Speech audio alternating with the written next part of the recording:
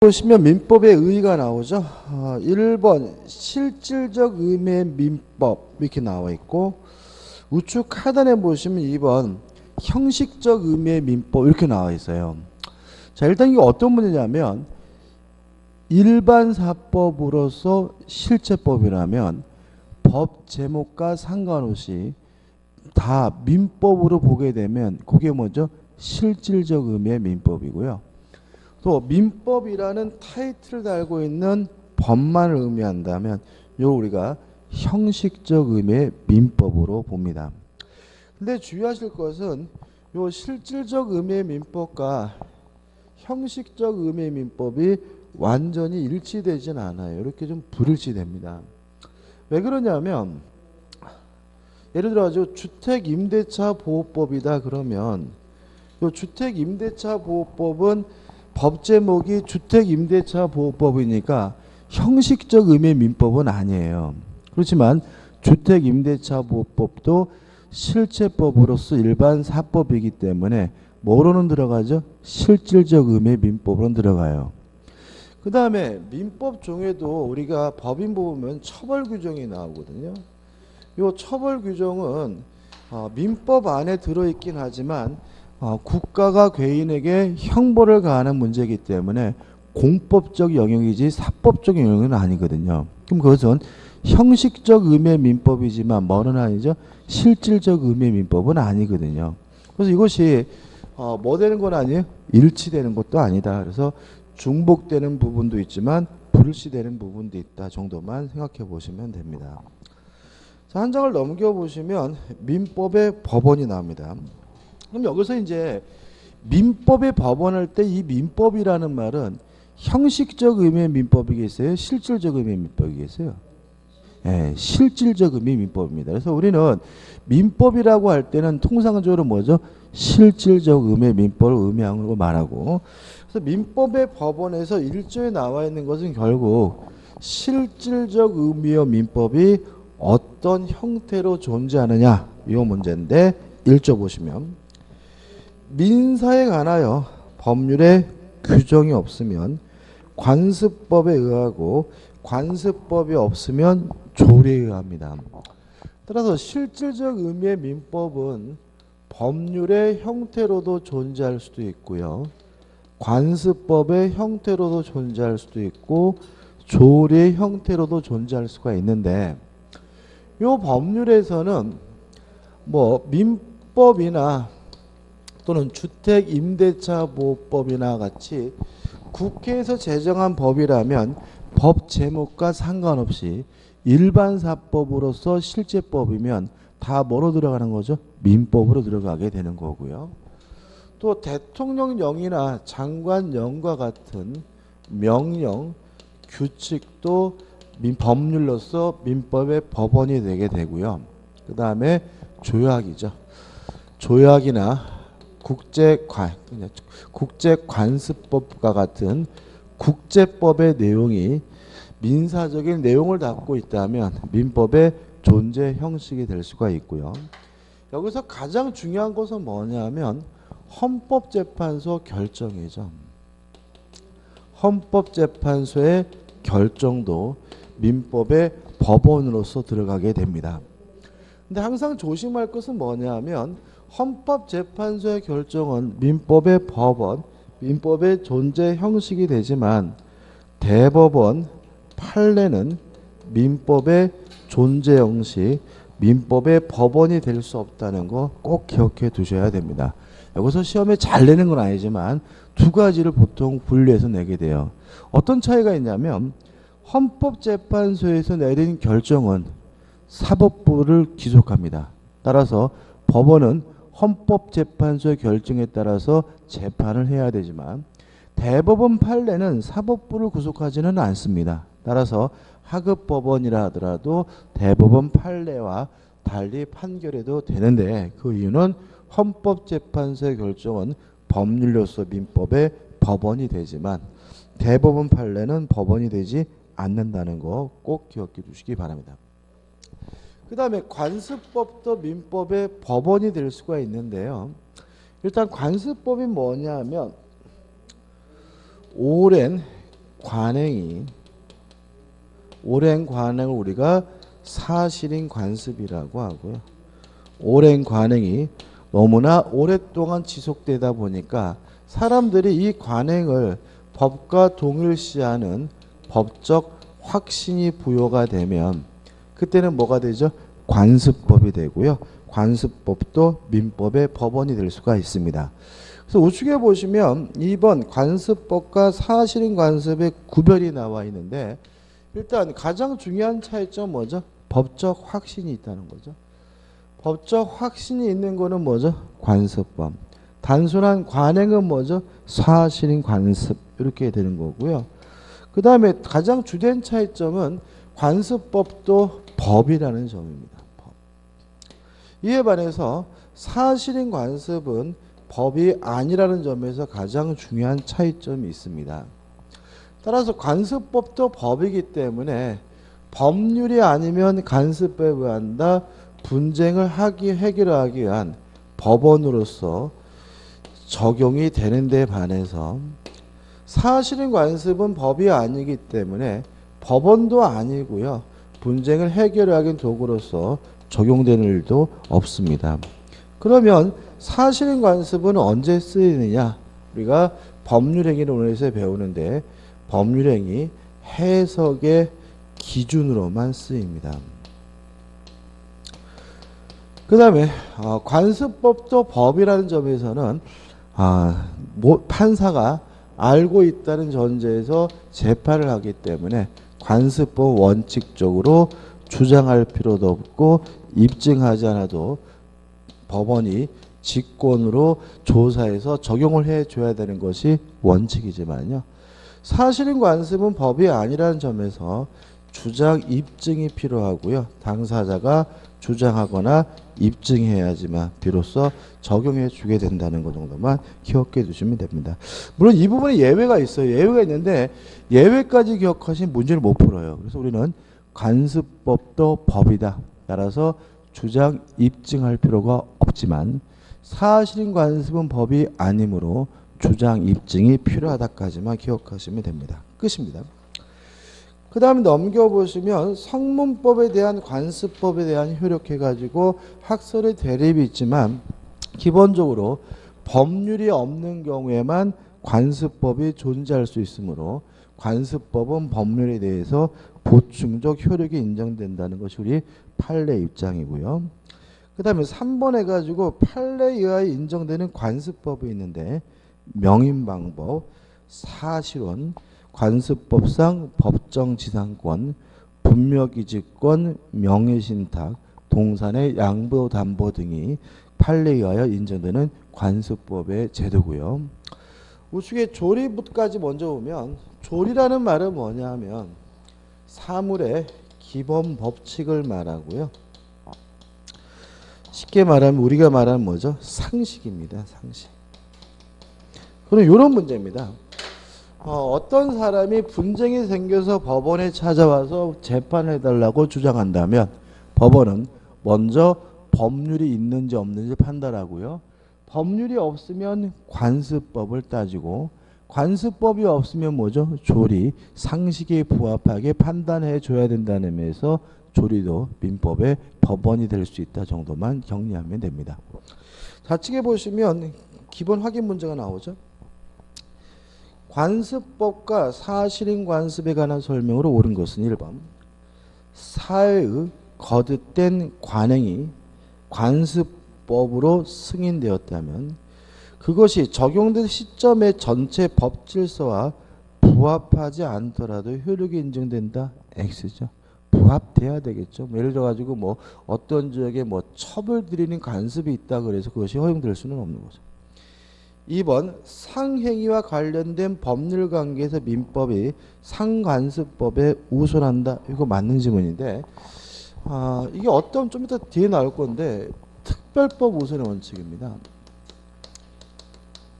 일반법과 특별법이 충돌하게 되면 무엇이 우선하냐면 특별법이 우선하게 돼요. 따라서 상법과 민법이 충돌하게 되면 뭐가 우선하죠? 민법이. 상법이겠죠. 상법이. 근데 상법도 뭐가 있겠어요? 관습법이 있겠죠. 따라서 상법 다음에 상관습법이 되고요. 그리고 나서 뭐죠? 민법이 되고 민사에 관한 뭐죠? 관습법. 이렇게 순위가 이렇게 결정이 됩니다. 따라서 상관습법이 오히려 민법보다 뭐하게 돼요? 우선하기 때문에 2번 상행위와 관련된 법률 관계에서는 민법이 상관습법에 우선한다는 지문은 맞는 지문이고 기억해 두셔야 되겠죠. 3번 관습법은 당사자의 주장 증명이 없으면 법원이 직권으로 잠깐만요. 2번은 뭐죠? 네, 틀리죠. 그죠? 틀리죠. 그죠? 상행위와 관련된 법률 관계에서 민법의 상관습법에 우선한다. X입니다. 그죠? 3번 관습법은 당사자의 주장 증명이 없으면 법원이 직권으로 이를 확정할 수 없다. X죠. 관습법도 법이므로 원칙적으로 주장 입증의 필요가 없고요. 4번 사실인 관습이 강행 규정에 관한 것이더라도 강행 규정에서 간습에 따르도록 위임한 경우라면 그 간습에 대하여 법적 효력을 부여할 수 있다. 물론 맞는 질문이죠. 왜냐하면 강행 규정에서 간습에 따르도록 뭘 했어요? 위임을 했으니까요. 5번 물권은 관습법에 의하여 창설될 수 없다. X죠. 이거 우리가 뒤에서 배웠을 물권 법정주의입니다. 좀 간단히 말씀드리면 물권 법정주의라는 것은 뭐냐면 물권에 관한 사항은 법으로만 정하는 주의예요. 여기서 말하는 법은 법률과 관습법을 의미하고요. 주의하실 것은 이 물권 법정주의에서의 법률은 국회에서 제정한 형식적 의미의 법률만한 말입니다. 따라서 명령이나 규칙으로는 물권에 관한 사항을 정할 수가 없다는 점에서 차이점이 있으니까 좀 주의하셔야 되고요. 그 다음에 물론 관습법으로도 물권에 관한 사항을 뭐 할 수 있어요? 정할 수가 있으므로 5번 물권은 관습법에 의하여 창설될 수 없다는 지문은 뭐죠? X가 되고요. 그 다음에 정하는 건 두 가지를 정합니다. 종류를 정한다. 종류가 강제가 됩니다. 따라서 법률과 관습법으로만 새로운 종류의 물권을 만들 수가 있고요. 내용을 정합니다. 내용이 강제가 됩니다. 따라서 법률과 관습법에 정하고 있는 내용을 지켜야 되거든요.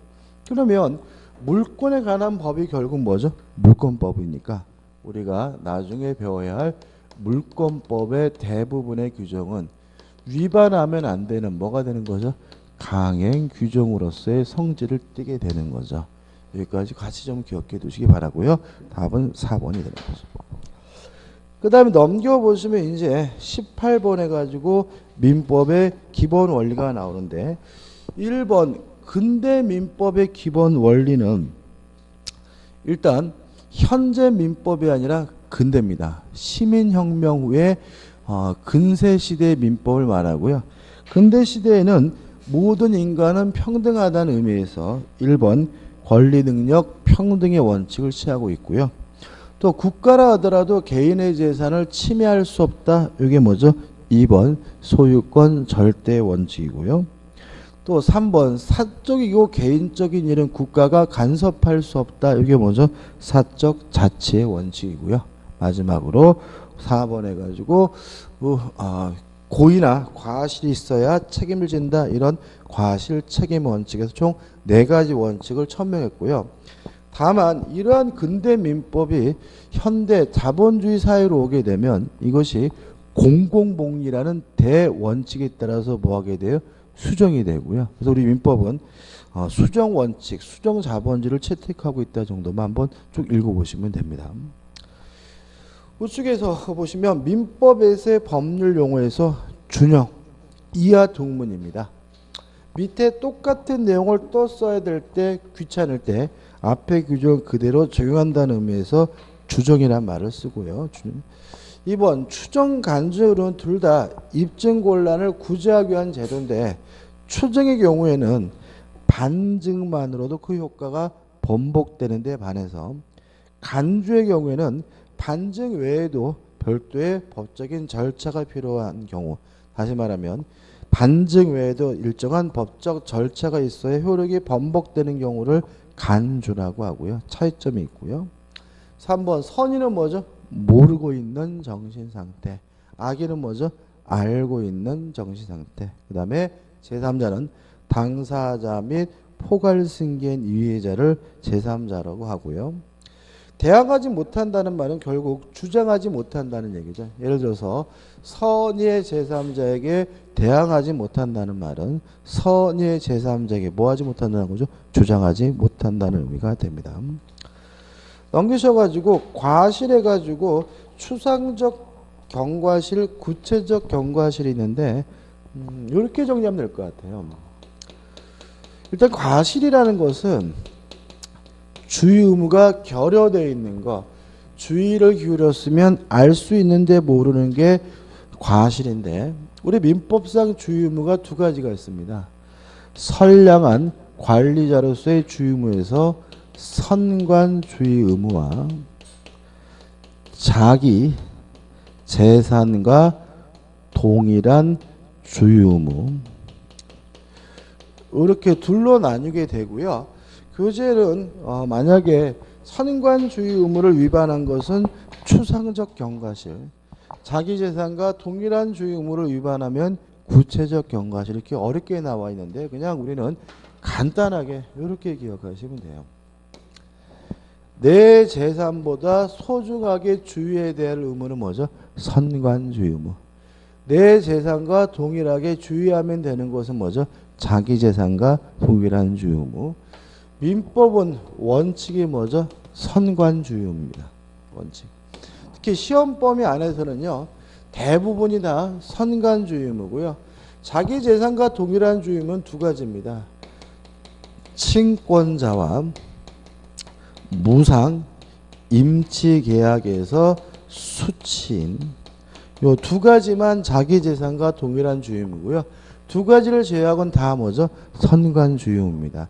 실제로 아까도 우리가 문제 나왔지만 선관주의 의무를 부담한다는 질문을 굉장히 많이 내요. 근데 우리 시험 범위는 다 뭐죠? 선관주의 의무이기 때문에 선관주의 의무를 부담한다 그러면 무조건 맞는 말이 되고요. 자기 재산과 동일한 주의 의무를 부담한다 그러면 뭐죠? X가 된다는 것도 좀 주의하시기 바랍니다. 그 다음에 3번 중과실, 중대한 과실은 누구든지 당연히 알아야 될 사항을 모르는 것. 다시 말하면 현저하게 주의 의무가 결여가 되어 있는 것이 뭐죠? 중대한 과실이죠. 그 다음 민법에 효력해서 때에 관한 효력해가지고 소급표 인정 이런 말이 나오죠. 우리 법의 대원칙으로 법률 불소급의 원칙이라는 게 있습니다. 다시 말하면 과거로 그 법이 뭐 되잖아요? 소급되지 않는다 이런 거거든요. 근데 이것이 우리 민법에는 적용되지 않습니다. 우리 민법은 원칙적 과거로 뭐하고 있습니까? 소급표를 인정하고 있다는 것 정도 기억해 두시기 바라고, 사람에 관한 효력해가지고 우리 민법은 대한민국 국민이면 어디에 있든지 간에 우리 민법이 적용되기 때문에 속인주의를 채택하고요. 또 대한민국 영토 내라면 그 사람이 어느 사람이든지 간에 우리 민법에 적용된다 속죄주의에서 속인주의와 속인주의를 모두 선택하고 있고요. 세 번째, 장소에 관한 효력해가지고 대한민국 영토 내라면 민법에 적용됩니다. 따라서 북한 지역도 우리 민법이 적용되고 있다는 거 잊지 마시기 바랍니다.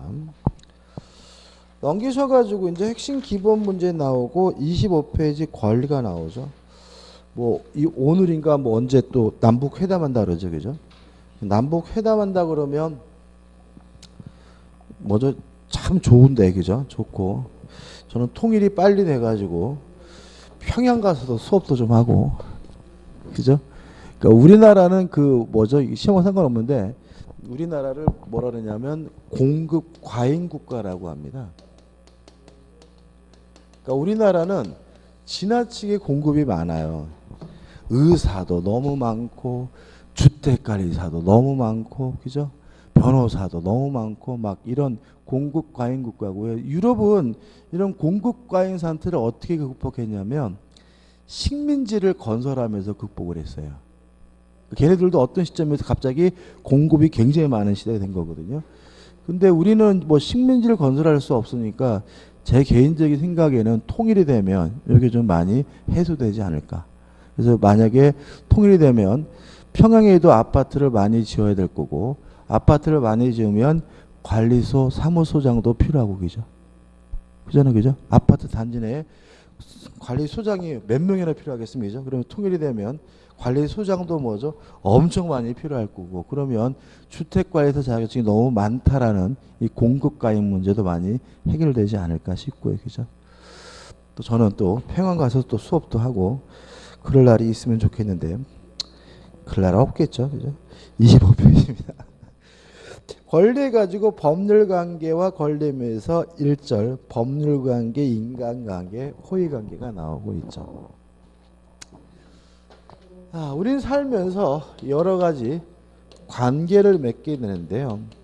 이러한 관계를 통칭해서 생활관계라고 하고요. 이런 생활관계를 가만 뜯어보면 둘로 나뉘는 거죠. 법에 의해서 규율되는 관계를 법률관계라고 하고요. 법이 아닌 나머지 것에 의해서 규율되는 관계를 인간관계라고 하고요. 가장 중요한 특징은 법에 의해서 규율되는 법률관계는 권리와 의무를 발생시키므로 반드시 이행을 해줘야 된다는 문제가 생기고요. 법이 아닌 나머지 것에 의해서 규율되는 인간관계는 권리와 의무를 발생시키고 있지 않으므로 이행할 필요가 없다라는 의미가 된다는 거 주의하시고요. 다만 인간관계 중에 여러 가지 예 중에서 시험에 자주 나오는 건 아니지만 가끔 나오는 게 뭐냐면 호의관계라는 게 있습니다. 호의관계라는 것은 말 뜻 그대로 좋은 의사로 좋은 뜻으로 상호간에 이익을 주고받는 관계를 호의관계라고 하고요. 호의관계도 인간관계 한 가지 예이기 때문에 법적인 권리와 의무를 발생시키지는 않습니다. 근데 항상 조심할 것은 뭐냐면 요 인간관계가 호의관계가 법률관계로 뭐가 될 수 있냐면 전환될 수가 있다는 거죠. 언제 전환이 되냐면 이행하는 과정에 문제가 발생했고요. 이 발생한 문제를 해결하는 것은 더 이상 호의관계가 아니라 법률관계로 전환된 문제임을 주의하시기 바랍니다. 비 맞고 걸어가는 아이를 집에까지 태워다 주는 것은 호의관계입니다. 다만 그 아이를 태우고 가는 과정에서 제가 운전을 잘못해서 그 아이가 다쳤다면 그 아이를 치료해 주는 것은 더 이상 인간관계, 호의관계가 아니라 뭐로 바뀐 거죠? 법률관계로 전환되게 된다는 거 주의하셔야 합니다. 이 정도죠. 그래서 넘겨보시면 판례도 나와 있는데 뭐 판례도 같은 취지라고 생각하시면 되겠죠. 그 다음에 이제 판례 밑에 3번 권리와 의무에서 1번 권리에서 권리가 뭐냐에 대해서 의사설, 이익설, 우측상단에 권리 법력설이 나와 있는데 통설은 뭐죠? 권리 법력설입니다. 따라서 권리가 뭐냐에 대해서는 일단은 힘이다. 어떤 힘이냐면 일정한 이익을 향유 누리기 위해서 법이 인정해주고 있는 힘, 파워를 우리가 권리라고 합니다. 권리가 뭐죠? 힘입니다. 파워입니다. 어떤 힘인가요? 일정한 이익을 향유하기 위해서 법이 인정해주고 있는 힘을 권리라고 하고요. 권리와 구별되는 개념에서 가번, 권능이 나오죠. 권리를 구성하고 있는 개별적 내용을 권능이라고 하고요. 중요한 것이 뭐죠? 나번, 권한이죠. 요 일정한 이익은 누구의 이익이냐면 자기 자신의 이익이에요. 다시 말하면 권리라는 것은 자기 자신의 일정한 이익을 향유하기 위해서 법이 인정해주고 있는 뭘 말하죠? 힘을 말한다는 거죠. 그럼 남을 위한 것은 뭐냐? 그때는 뭐죠? 권한이 되는 거죠. 그래서 권한이라는 것은 날 위한 것이 아니라 남을 위한 것이고요. 따라서 대리인의 대리권이나 법인 이사의 대표권과 같은 것은 날 위한 것이 아니라 남을 위한 것이기 때문에 뭐로 평가되죠? 권한이라고 평가됩니다. 답은 권한이라는 것은 일정한 행위를 정당화시켜 줄 수 있는 원인을 권한이라고 하고요. 답은 반사적 이익 권리 반사라는 것은 법이 일정한 행위를 금지하고 있기 때문에 반사적으로 얻게 되는 이익을 반사적 이익 또는 권리 반사라고 하는데 중요한 건 아닙니다. 그럼 우리는 결국은 네 가지를 기억하면 되겠죠. 나는 빼고 권리가 뭐냐? 자기 자신의 일정한 이익을 누리게 하기 위해서 법이 인정하는 힘이 뭐죠? 권리다. 그 다음에 권능이 뭐냐? 권리를 구성하고 있는 개개의 내용이 뭐죠? 권능이고요. 또 권한은 뭐냐? 날 위한 것이 아니라 제3적 타인을 위한 것은 뭐죠? 권한이고요. 권한은 일정한 행위를 정당화시켜주는 원인들을 우리가 권한이라고 하죠. 그다음 하단에 보시면 맨 밑에 나오죠. 반드시 하여야 할 법적 구속을 말합니다. 다시 말하면 의무라는 것은 법적인 구속인데 어떤 법적 구속이냐면 반드시 해야 되는 것만 의무예요. 만약에 해도 그만 안 해도 그만 상관이 없으면 그것은 의무가 아니고요. 넘겨보시면 3에서 간접 의무, 책무라고 합니다. 중요한 건 아니고 그냥 의무는 법적인 구속인데 반드시 해야 할 법적 구속을 우리가 의무라고 한다. 정도죠. 그 다음에 권리의 종류해가지고 1. 작용 내지 효력에 의한 권리의 분류에서 1. 지배권이 나오고 우측에 보시면 뭐가 나오죠? 청구권이 나옵니다.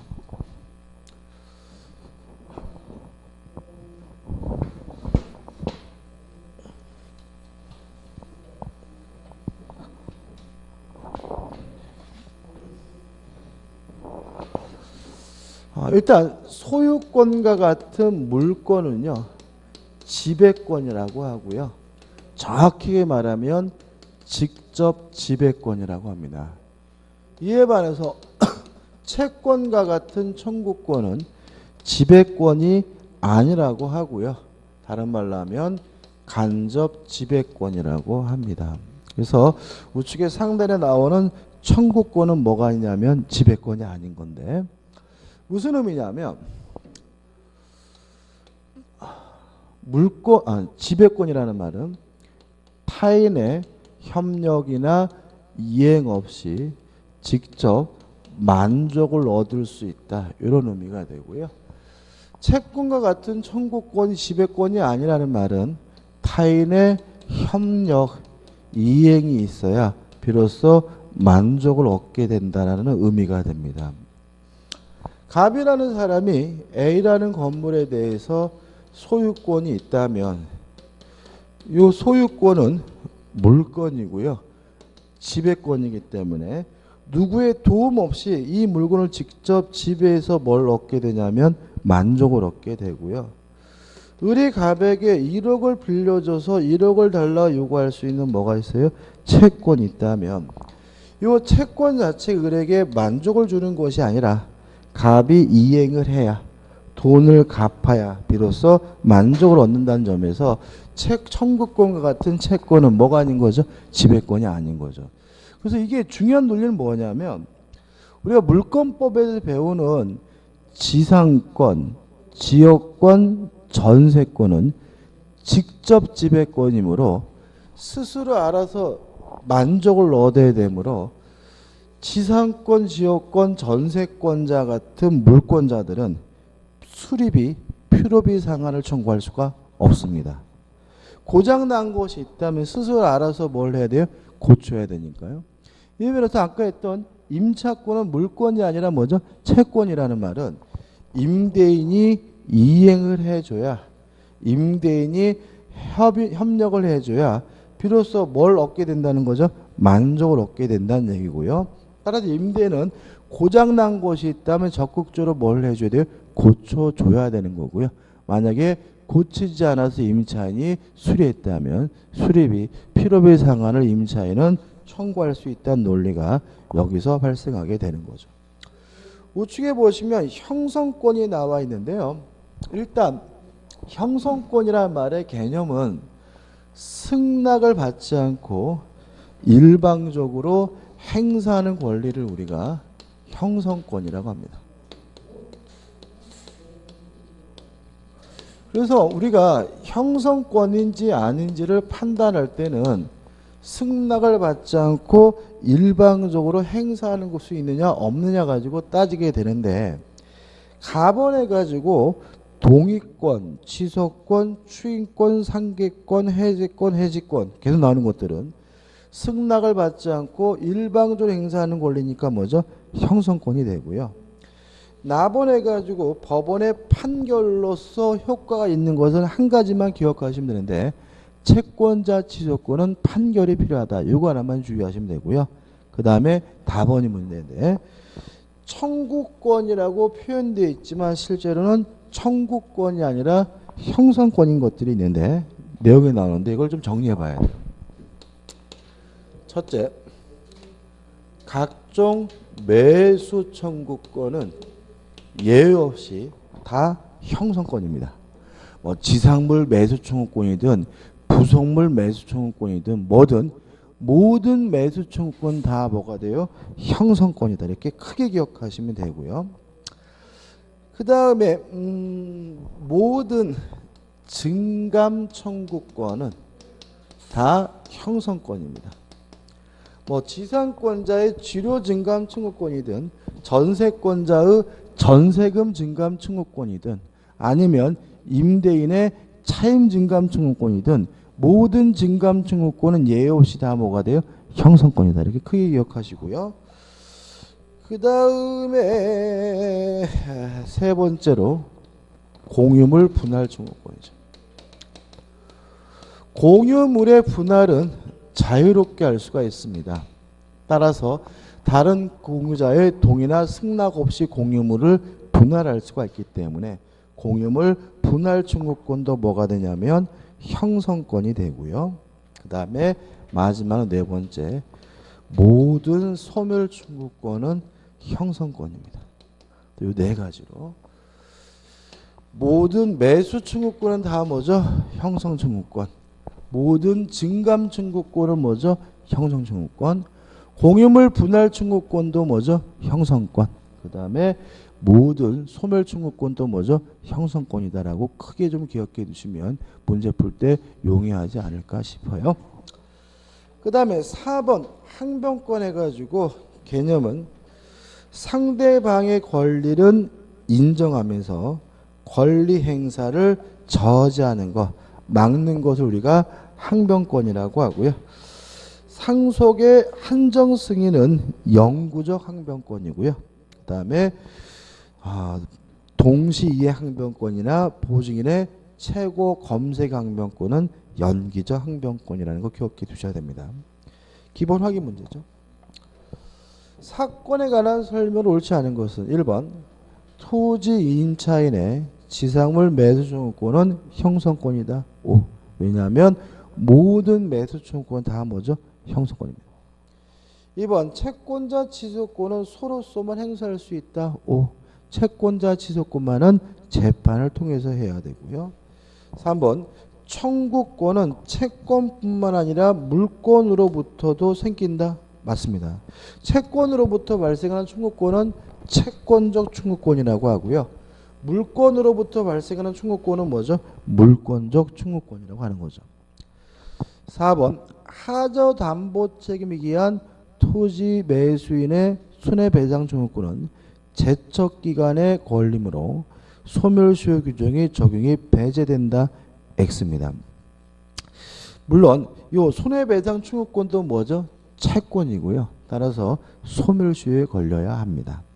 5번 항변권은 상대방의 청구권 자체를 소멸시키는 권리가 아니라 그 작용을 막는 것, 저지할 수 있는 권리라는 지문도 맞는 지문이죠. 답은 뭐죠? 4번이 됩니다. 2번 권리의 기타 분류해가지고 절대권, 상대권이 나오는데 이것도 은근히 뭐하냐면 중요한 개념이긴 하죠. 자, 물권과 같은 권리는 절대권이고요. 채권과 같은 권리는 상대권인데 절대권이라는 말은 결국 뭐냐면 모든 사람에게 주장할 수 있는 권리라는 의미가 되고요.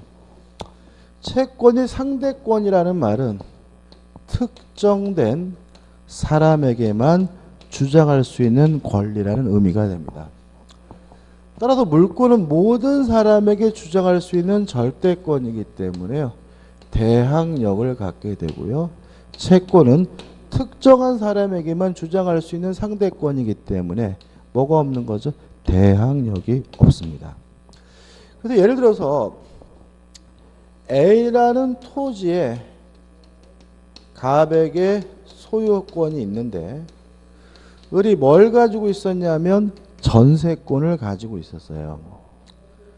근데 이 땅이 병에게 팔렸습니다. 양도가 돼서 병이 새로운 소유자가 돼가지고 을한테 와서 내 땅이니까 나가라고 막 지랄거리면 나는 전세권이 있으니까 못 나간다라고 뭐 할 수 있어요? 버틸 수가 있어요. 대항력이 있어요. 왜냐하면 전세권은 물권이고 물권은 모든 사람에게 주장할 수 있는 뭐예요? 절대권이니까 갑에게도 주장할 수 있다. 병에게도 주장할 수 있다. 뭐가 있는 거죠? 대항력이 있는 거죠.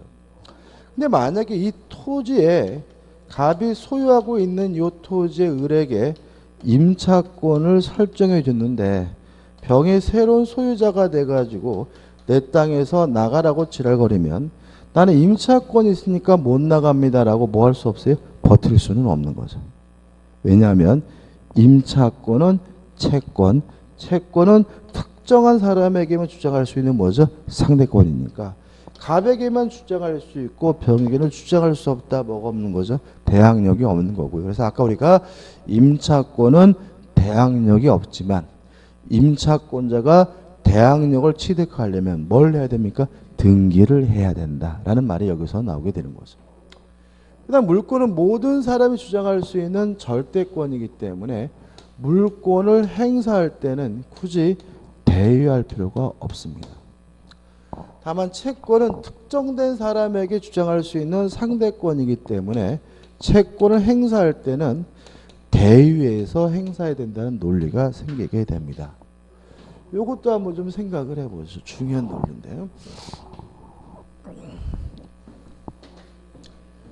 K가 갑에게 1억 원을 빌려줘서요.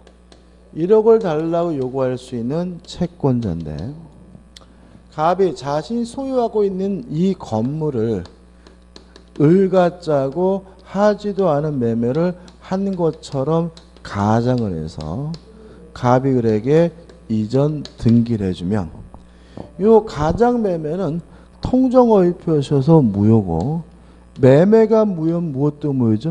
등기도 무효인 거죠.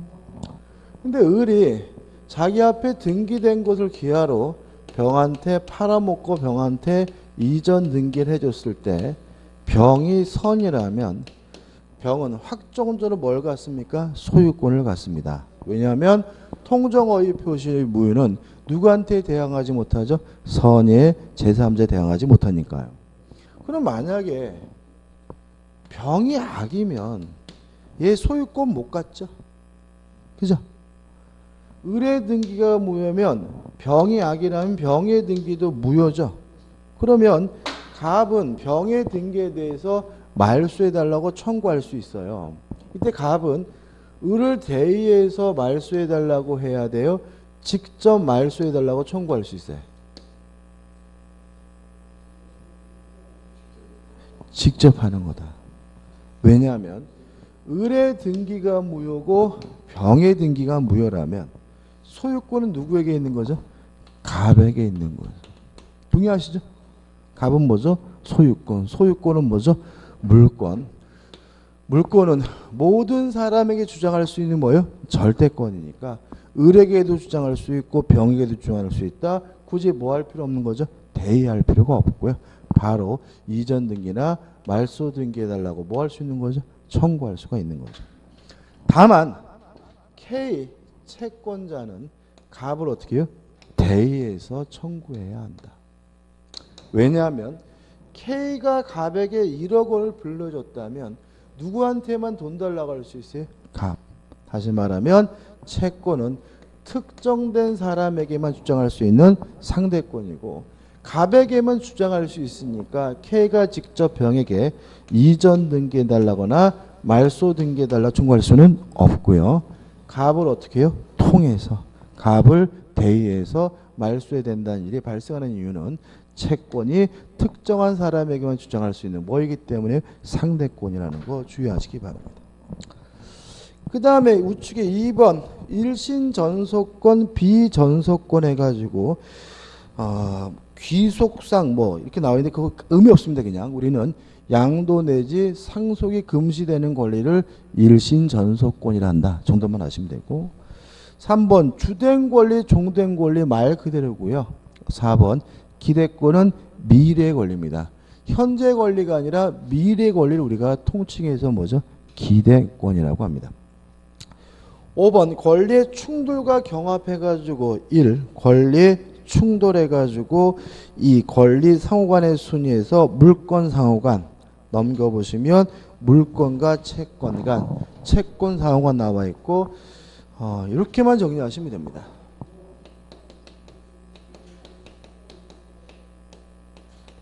원칙 성립된 순서에 따른다. 그래서 먼저 성립한 물권이 우선하고요. 늦게 성립한 물권은 열등합니다. 예외 성립 순서와 상관이 없는 게 있는데 첫째 소유권과 제한 물권이 충돌하게 되면 성립된 순서와 상관없이 제한 물권이 우선하게 되고요. 둘째 물권과 채권이 충돌하게 되면 이것도 성립된 순서와 상관없이 뭐가 물권이 우선하게 된다. 이렇게만 간단하게 정리하면 되고요. 뭐 특별법 얘기도 좀 나왔는데 시험범위 아니니까 신경 쓸 필요가 없고요. 이렇게만 정리하시면 됩니다. 그 다음에 권리의 중첩해서 1번, 2번 권리의 경합이 나와 있는데 결국 이런 문제입니다. 한가의 사실관계에 대해서 두 개의 권리가 있을 때 두 개의 권리 중 아무거나 선택해서 권리를 행사하는 경우를 우리가 권리의 경합이라고 합니다. 3번 법규의 경합은 아까 했던 뭐죠? 특별법 우선의 원칙입니다. 한 개 행위에 대해서 여러 개의 법이 적용 규정을 두고 있는 경우에는 무슨 법이 우선하죠? 특별법이 우선하고 일반법은 뭐하게 되죠? 열등하게 됩니다. 까십니다. 우측에 제2절 권리 행사의 의무행은 좀 쉬었다가 보도록 하겠습니다.